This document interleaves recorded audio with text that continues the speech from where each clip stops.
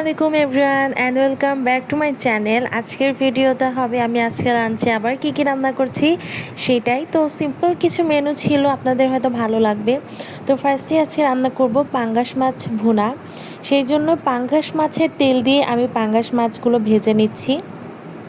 তেলটাকে আমি আগে প্যানে দিয়ে একটু ভালোভাবে নাড়াচাড়া করেছি, দেন অবশিষ্ট অংশটা ফেলে দিয়ে তারপর মাছগুলো এক একে দিয়েছি।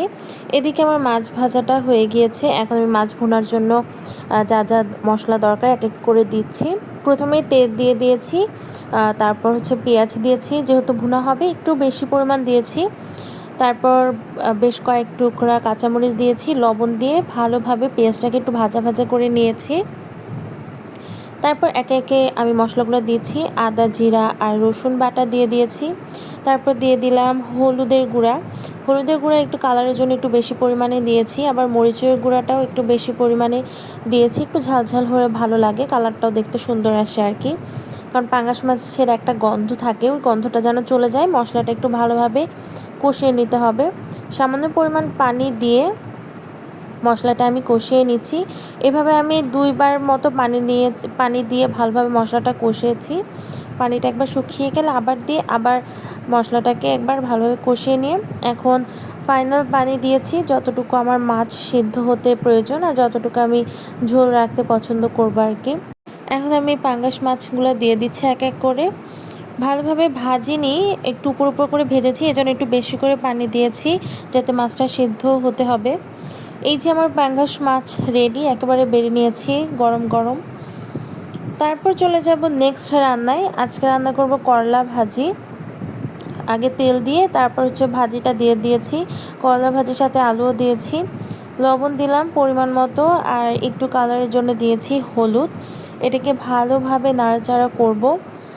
যখন একটু ভাজা ভাজা হয়ে যাবে এই পর্যায়ে আমি পেঁয়াজ দিব। পেঁয়াজ কিন্তু আমি আগে দেইনি, তার কারণ হচ্ছে পেঁয়াজটা গলে গেলে করলা ভাজিটা একদম ভাজা ভাজি হতে যায় না, এই জন্য আমার আম্মু দেখে এভাবে দেয় আর কি। যেহেতু করলা ভাজির পরিমাণটা বেশি, অনেকগুলো পেঁয়াজ দিয়েছি, রসুন কুচি কুচি করে কেটে রাখা হয়েছিল ওটাও দিলাম। এখন কয়েক টুকরা কাঁচামরিচও দিয়ে দিলাম। ভালোভাবে নাড়াচাড়া করে ভাজা ভাজা হয়ে গেলে এটাকে নামিয়ে নিব। এই যে আমার করলা ভাজি একদম রেডি, একদম ভাজা ভাজা হয়েছে।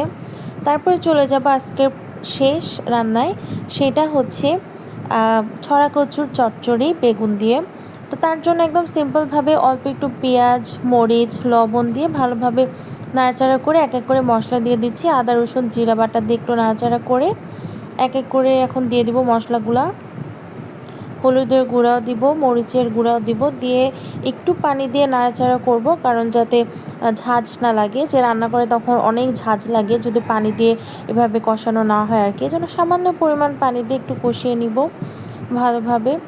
এই তরকারিটা আপনারা কে কে খেয়েছেন জানাবেন, এটা কিন্তু সবারই অনেক পছন্দের একটা রান্না। এইদিকে কচুটা দিয়ে দিলাম। কচুটা কিন্তু আগে হচ্ছে একটু ভাপ দিয়ে নেওয়া হয়েছে, তারপর এটাকে রান্না করার জন্য দেওয়া হলো। একটু ঢেকে দিলাম। আর এই ফাঁকে আমি আমার বিড়ালগুলোকে দেখছিলাম, ওরা তো অনেক ঘুম। আর এই যে আমার কচু আমি কষাচ্ছি, অনেক সুন্দর একটা কালার এসেছে, আপনারা দেখতেই পাচ্ছেন। এরপর আমি হচ্ছে পরিমাণ মতো পানি দিব, পানি শুকিয়ে আসা পর্যন্ত অপেক্ষা করব, যেহেতু এটা একটা চচ্চড়ি হবে, এত পানি থাকবে না আর কি, সামান্য পরিমাণ পানিই থাকবে। তো এই ছিল আজকের ভিডিও, আশা করছি আপনাদের ভালো লাগবে। আমার ভিডিওটি ভালো লাগলে একটা লাইক দিবেন আর আমার চ্যানেলটি সাবস্ক্রাইব করে দিবেন।